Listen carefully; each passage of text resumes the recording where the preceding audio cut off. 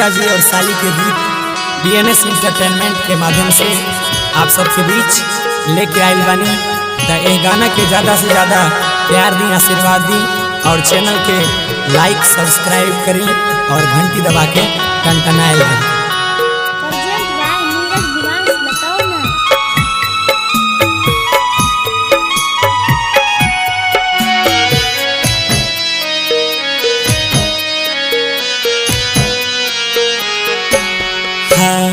बड़ा रे जतन से साली के पटली रे, साली के पटली रे, से हो साली के सारू लेने जाए।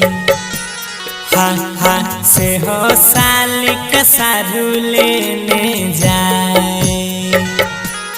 अरे भैया बड़ा रे जतन से साली जी के पटली रे, साली जी के पटली रे, से हो साली के सारू लेने जाए।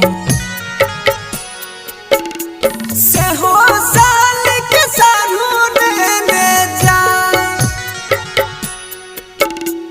हमारे जानू के सारू लेने जाए।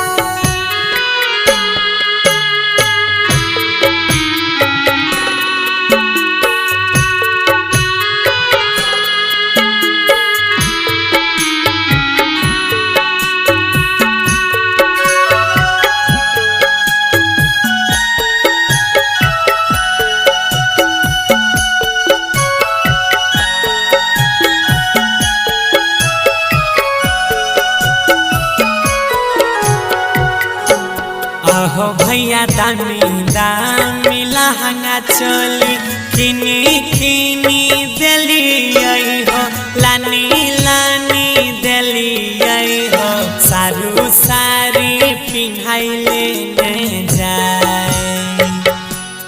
हाँ सारू सारी पिन्हाई लेने जाए।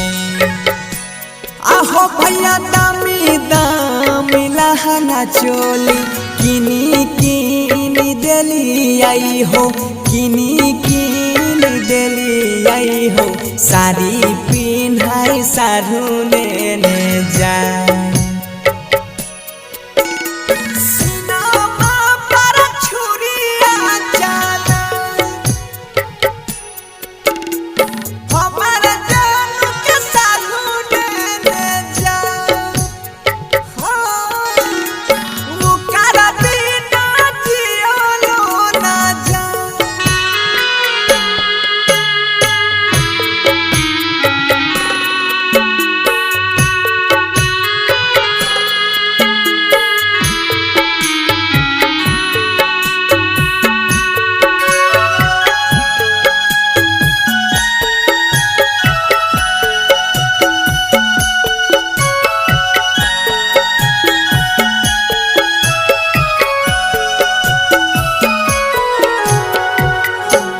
अहो रामा बेकार भेल करल धारल, छुटा लई संगतिया हो, छुटा लई संगतिया हो, ससुरा जाई के जैते सब भुलाए। हाँ ससुरा जाई के जैते सब भुलाए। आहो भैया बेकार भेल करल धरल, बनसिया गौरव के, सोनुआ विमल साबा के, ससुरा जा